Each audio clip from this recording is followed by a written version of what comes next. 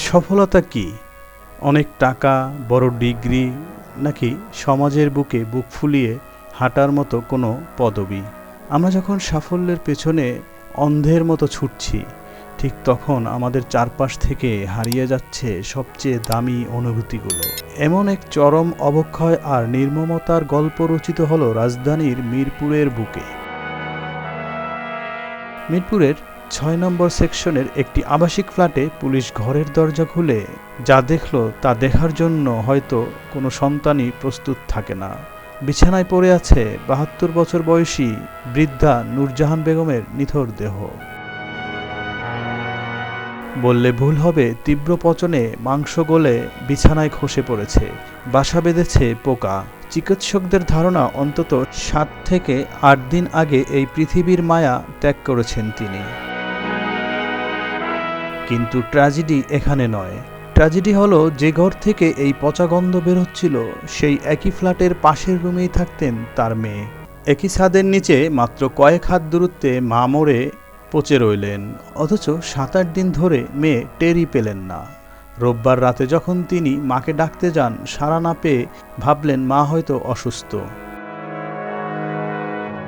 ডেকে আনলেন নার্স। সেই নার্স ঘরে ঢুকে যখনই এই ভয়াবহ দৃশ্য দেখলেন, তখন পুরো এলাকায় স্তব্ধ হয়ে গেল। পুলিশও বিস্মিত। মা ঘরে মরে পচে গেল, অথচ মেয়ের নাকে কোনো গন্ধ পৌঁছল না। এই অসারতা কি কেবলই ঘ্রাণশক্তির,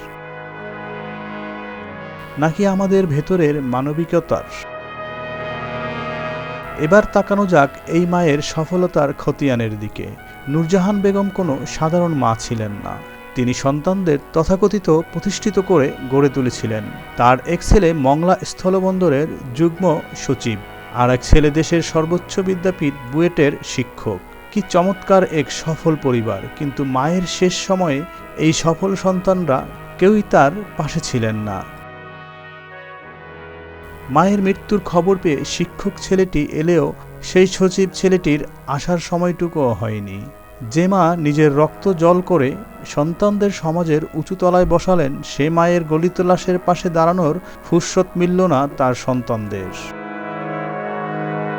এই সমাজ আমাদের বড় বড় ডিগ্রি দিচ্ছে, বড় বড় চাকরি দিচ্ছে, কিন্তু আমাদের ভেতর থেকে মানুষ শব্দটাকে কেড়ে নিচ্ছে।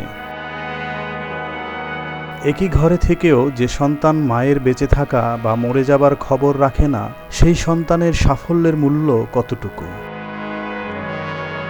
আজ নূরজাহান বেগমের এই করুণ পরিণতি কেবল একটি লাশ উদ্ধারের ঘটনা নয়, এটি আমাদের সমাজের বিবেকহীনতা আর চরম পারিবারিক দূরত্বের এক জীবন্ত দলিল। আমরা কি আসলেই উন্নত হচ্ছি, নাকি দিন দিন এক একটি জীবন্ত রোবটে পরিণত হচ্ছি?